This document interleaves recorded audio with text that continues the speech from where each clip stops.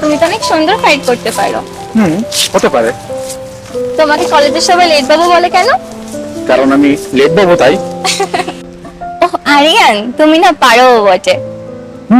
সবাই সেটাই বলে। কি বলে? এই যে তুমি যেটা বললা। তোমার সাথে না কথা বলে পারবো না। ওকে, বলো না। আচ্ছা ঠিক আছে, ঘোরাফেরা তো অনেক হলো, রাত অনেক হয়েছে, চলো তোমার বাসায় পৌঁছে দিয়ে আসি। আচ্ছা ওয়েট, তুমি হঠাৎ আজকে এখানে দাঁড়ালে? না কিছু না, এই সাইডে যাচ্ছিলাম তো তাই একটু দাঁড়ালাম আর কি। কোনো স্মৃতি আছে, আমাকে কি বলা যায়? স্মৃতি আছে, কোনো এক স্মৃতি, নামও স্মৃতি। এটা ও আমার কাছে স্মৃতি করে রেখে গেছে। আমি বেকার ছিলাম, কিছুই করি না, আর এই দোহাই দিয়ে ও ওর পরিবারের পছন্দ মতো সরকারি চাকরি ছেলের সাথে বিয়ে করলো। তারপরে আর কি হলো, দেখতে দেখতে 2টা বছর কেটে গেল। শুনলাম ও নাকি এখন বাপের বাড়িতে থাকে।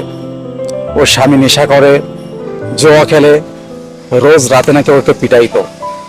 তারপরে আর কি সেই যন্ত্রণা, সেই নির্যাতন সহ্য না করে এখন বাপের বাড়িতে এসে থাকে। তবুও আমি চাই সে ভালো থাকুক। মন খারাপ করো না, তোমার সব পুরাতন স্মৃতি মুছে যাবে, আর তোমার জীবনে একদিন এমন একজন আসবে যে তোমার সব কষ্টের স্মৃতি মুছে দিয়ে তোমাকে সুন্দর একটা জীবন উপহার দেবে। দেখা গেল সব স্মৃতি মুছে যাওয়ার পরে আমি পাগল হয়ে রাস্তা রাস্তায় ঘুরছি। দেখ পাগল, এমন কিছুই হবে না। কি জানি আমার কপালে কি আছে। বাই দ্য ওয়ে, আমরা বলে বন্ধু হতে পারি? ওয়েট, এক মিনিট। আচ্ছা, হাতটা না ধরলে কি নয়? কেন? কারণ আছে, কারণ আমি একটু বেশি আবেগী তো। দেখা গেলো তোমার হাতটা ধরার পর আমি তোমার প্রতি দুর্বল হয়ে গেলাম। হলে সমস্যা কি? সমস্যা আছে, সেটা তুমি বুঝবা না।